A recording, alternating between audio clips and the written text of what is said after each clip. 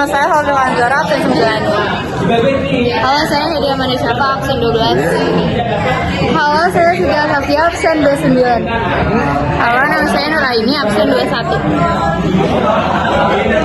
Halo, nama saya Abid Binti Nugraha, absen 2. Ngerti sendiri dah. Halo, nama saya Fadil Tikan, absen 8. Halo, nama saya Wita Finita, absen 33. Proses pembentukan protein melibatkan sintesis RNA dan dipengaruhi oleh DNA. Terus sumber pengkodaan pembentukan protein itu adalah DNA.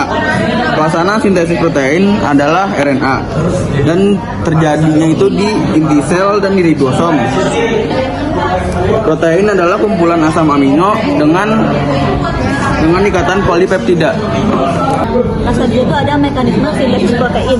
Dia itu kayak proses pembentukan protein dalam tubuh. Dia itu melibatkan molekul kayak molekul ribosom, RNA sama tRNA. Dia itu ada 2 tahapan, ada transaksi sama transkripsi. Nah, yang pertama itu transkripsi. Transkripsi itu dari DNA diubah menjadi RNA. Nah, dia itu terjadi di nukleus. Terus dia yang kedua itu ada translasi. Translasi itu dia itu bukan menimbang kode genetik. Dia itu diubah dari kode dari DNA diubah menjadi tRNA. Nah, itu jadi di sitoplasma. Terus habis itu tRNA ini diubah menjadi RNA. Dia itu di ribosom. Terus habis itu dia diubah lagi menjadi asam amino. Asam amino ini bakal membentuk protein yang ada. Jadi selanjutnya ada yang namanya proses transkripsi. Transkripsi itu artinya proses sintesis protein yang paling awal.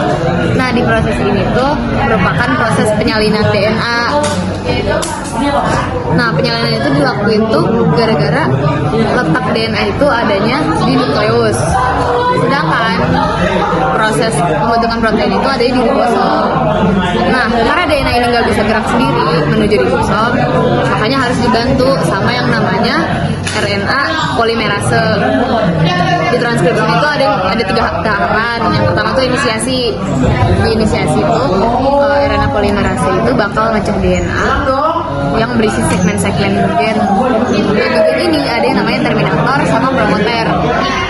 Di tahap inisiasi itu DNA bakal bergerak menuju promoter dari terminator.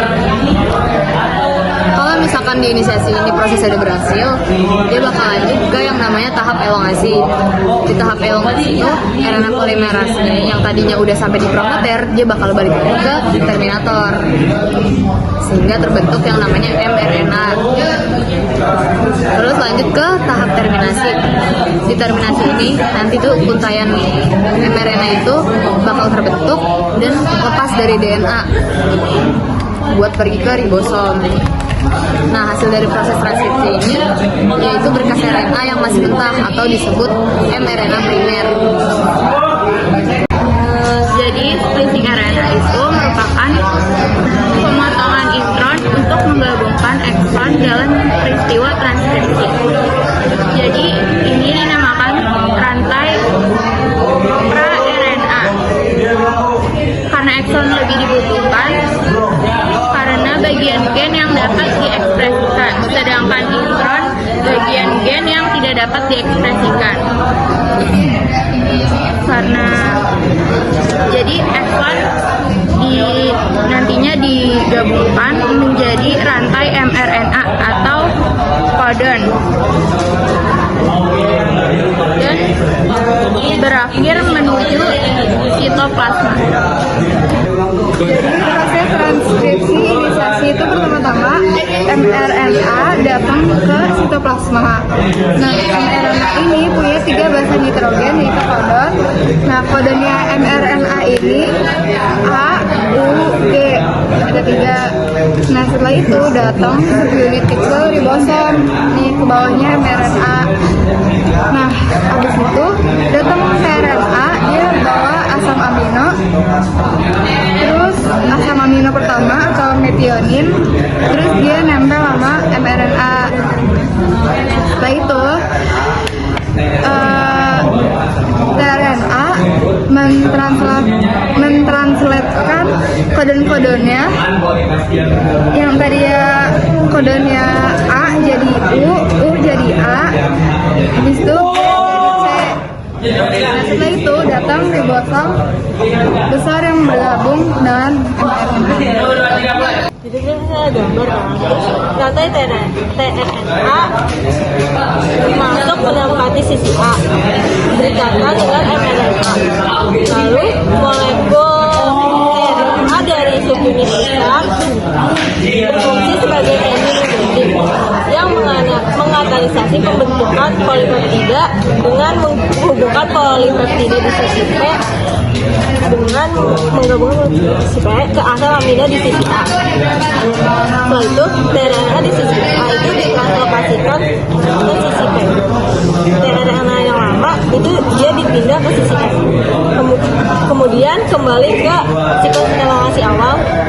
Begitu seterusnya sampai rantai polipeptidanya panjang. Jadi terminasi translasi itu tahap akhir. Setelah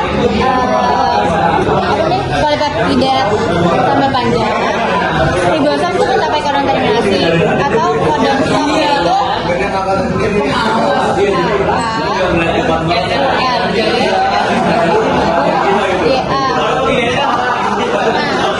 ribosom kan mencapai kodon terminasi pada rangkaian RNAD. Lalu polipeptida itu terjadi faktor pelepasan, jadi polipeptida bebas dari ribosom. Lalu ribosom, dua subunit ribosom dan komponen lainnya terpisah. Ya,